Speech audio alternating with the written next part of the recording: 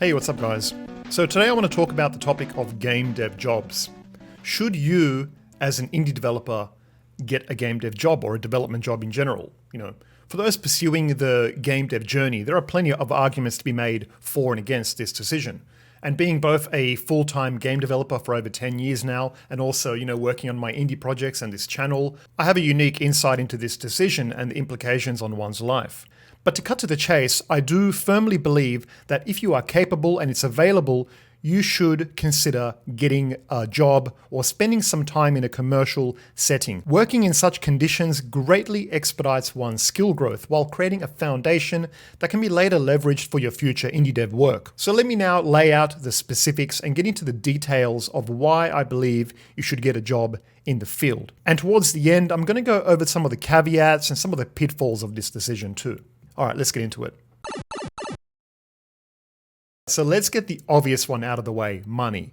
We need money. We need financial stability to live. And also it's nice to have like some kind of a budget for our indie game, no matter how small, whether it's for commissioning a cool title screen or getting some original music, or then having some kind of a launch budget for basic marketing needs. This is the bare minimum you need to be kind of considering these days. We often hear about no budget games, that you need a budget. There's always some kind of a budget. I mean, how else are you going to pay for all those pretty Unity assets, right? If you are serious about bringing a game to market in the current climate, you need to have some kind of a marketing plan and budget going in. It's just how it is. Don't expect to just kind of like let it go.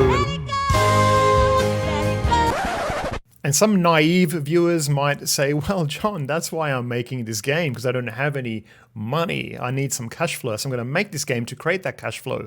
And look, it kind of depends on your situation, right? Look, if you're a kid or a teenager, or you don't have any responsibilities, or you're fully dependent on your parents or financially free for various reasons, then look, go for it. Take advantage of that, because later on in life, you might have responsibilities that kick in pretty fast where you don't have the flexibility to go full out dev mode. You see, making games that are market viable, that are profitable, that pay for their effort and then some, it's not always a clear and certain path. Many people won't even get to release. Happens all the time, where games spend years in development and that's for whatever reasons, they just don't make it. The teams implode, or, sometimes they just fizzle out on launch. They just have a horrible launch strategy and it just goes nowhere. Good games, they kind of fall on their face. And that happens all the time as well. So just imagine if that was your golden goose, where you had to put everything on that, like this needs to succeed, and then it doesn't, and you can just imagine how devastating that could be. And if you don't have a financial backup plan, then you're perhaps screwed. Having no financial stability also leads to desperation. Desperation stifles creativity and can prevent us from making good decisions. Consider a boxer who is outmatched. They might start getting frustrated and throwing wild haymaker punches, hoping to land one. Sure, sometimes you will get lucky and land a punch, but you can't rely on your luck. There is a difference between being bold and careless. All right, so we need money, we need a job. So we might as well do a job that strengthens and expands our indie dev skills simultaneously. Being in a company structure will indirectly and directly expose you to how business works. Now, this is immensely valuable. Process, product and priority management, Q&A, team dynamics, marketing, advertising, and so much more. To learn these skills from a book or a YouTube video is pretty dry and boring. And look, it's not nearly as close to the real thing in terms of experience. First-hand experience always wins. And I can't overstate how much more efficiently you learn when you're in a professional setting. You become exposed to a level of professionalism that you just don't get from YouTube videos. I still remember the first week of my very first dev job, walking through that door, and I thought I knew what I was doing. I had a bit of a chip on my shoulder because I had been making kind of games. I was an indie developer already, sort of like in the Flash era, making Flash games. I looked around and I learned very quickly that there are levels to this, you know what I mean? I was exposed to concepts like, MVC, design patterns, loose coupling, dependency injection, separation of concerns, things I had no idea about. It was just like, I don't know what this is. It was just like a foreign language to me. It was a real slap in the face, and I very quickly realized how little I in fact knew and how deep the rabbit hole went. So these technologies and concepts would have taken me normally years to learn, or maybe never, but under these conditions, I was able to learn extremely quickly. I had people around me that were willing to share knowledge. Part of this is also the human trait where we don't want to look foolish. So we strive to better ourselves when people are watching. And this is something you can leverage.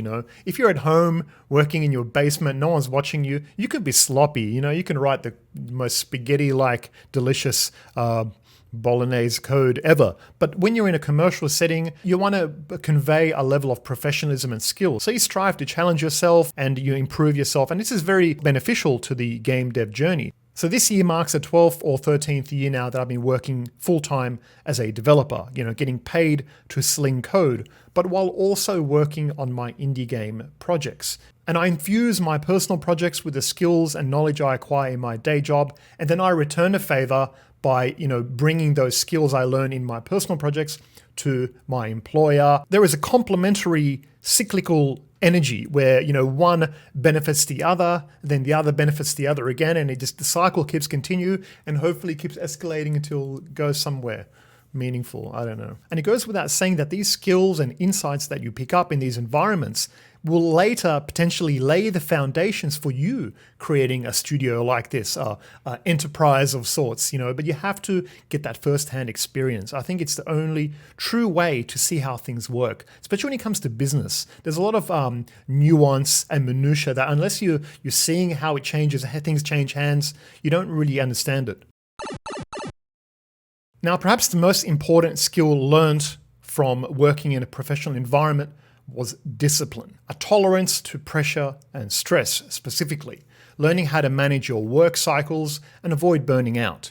You learn to deal with pressure because you get real deadlines, where real world repercussions. I've been in situations where if I didn't deliver on my promise, a whole company's reputation might be at stake, let alone my own. And in those situations, you learn to step up, be assertive and confident, and face that challenge directly and solve the problem. Now, if that's not a worthwhile life skill to have in your pocket, I don't know what is. That's a real weapon.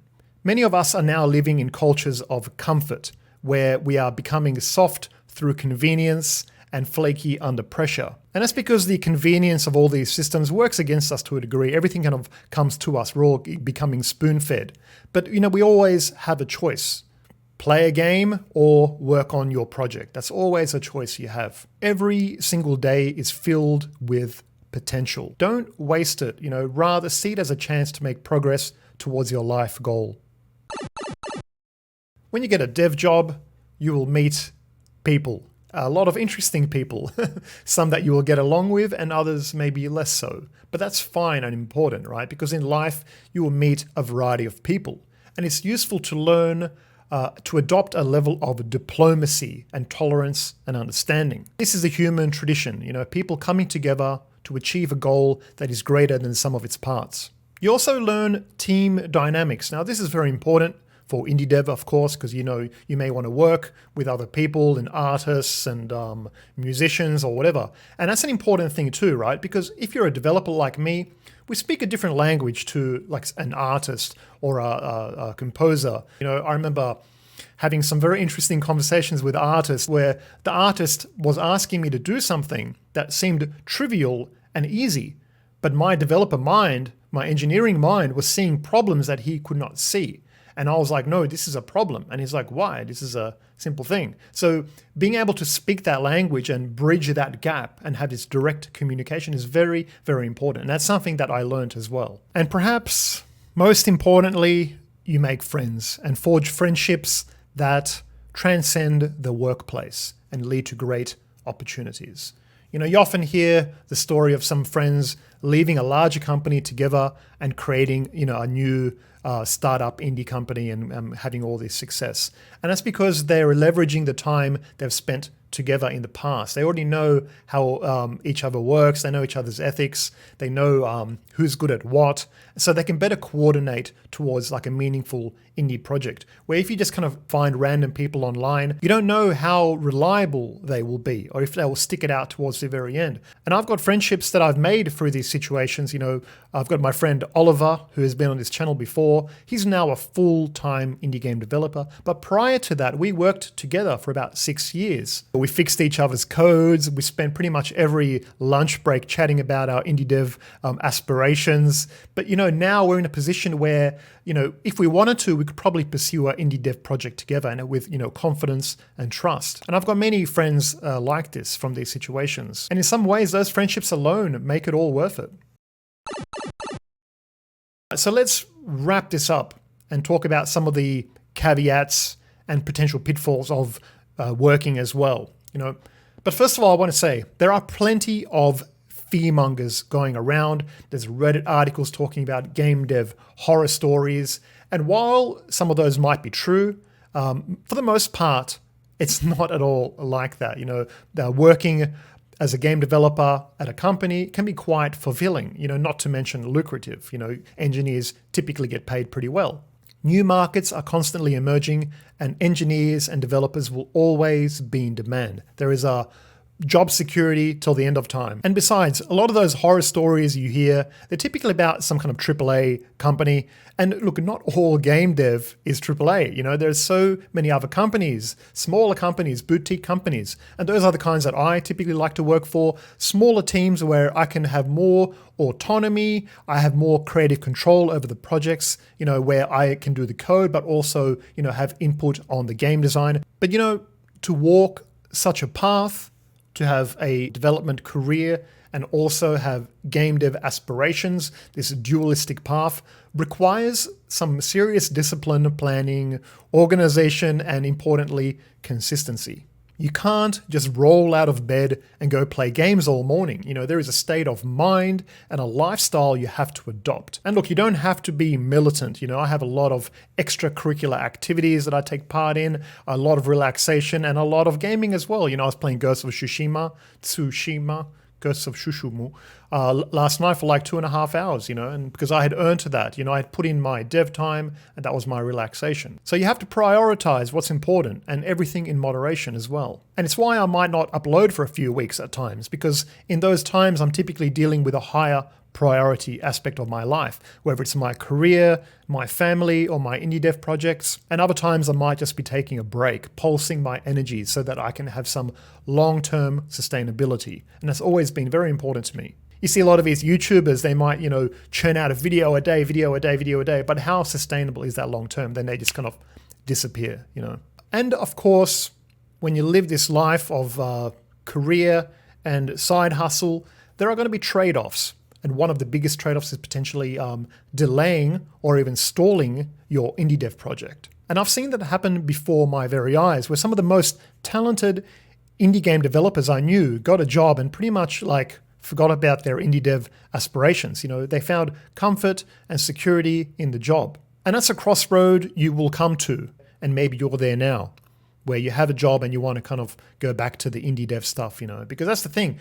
You want to go get the job, but at some point, if you still have big indie dev aspirations, you need to have some kind of exit strategy as well. In and out, like a heist, go in, get the skills, get the knowledge, and then back out, So in my case, I'll never give up on my personal stuff because I just love it too much. I love being able to work on creative direction that I choose.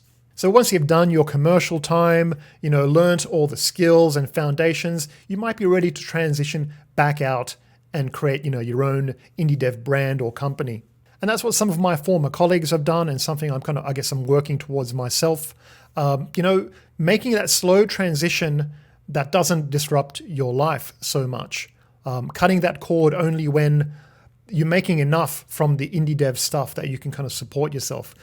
Because you don't necessarily want to just cut that cord and have no kind of financial stability, and if your game doesn't work out, you're in a hole.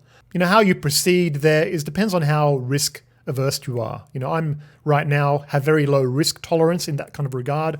I have kids that I have to feed. I can't just, cut the tether and hope for the best. I need a clear and concise plan. But if you don't have those same life obligations, maybe if you're younger or you're dependent on, your parents or something like that, maybe it's a good time to just go all out. Because if you fail, who cares, right? You can just get back up and keep trying.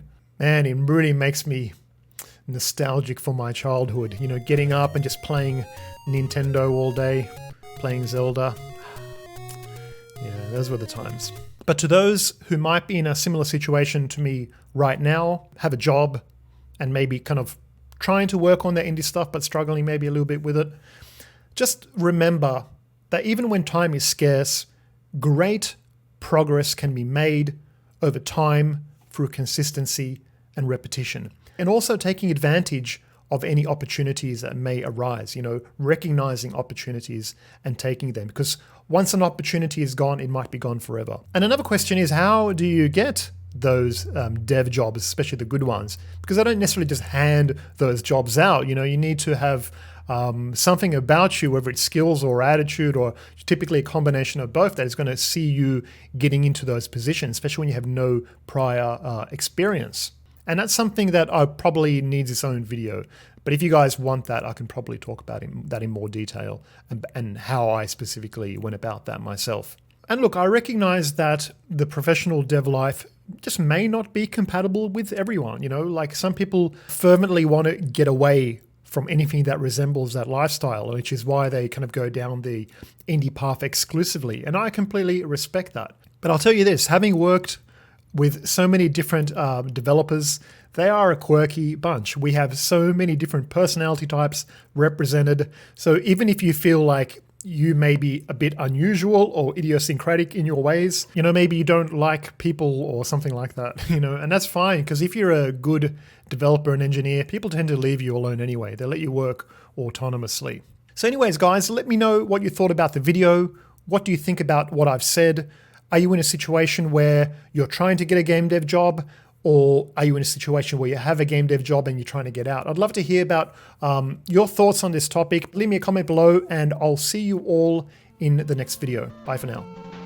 Thanks for watching, guys. I hope you enjoyed the video. If you did, please do drop a like. And thanks to all of my Patreon supporters. I appreciate you guys so much.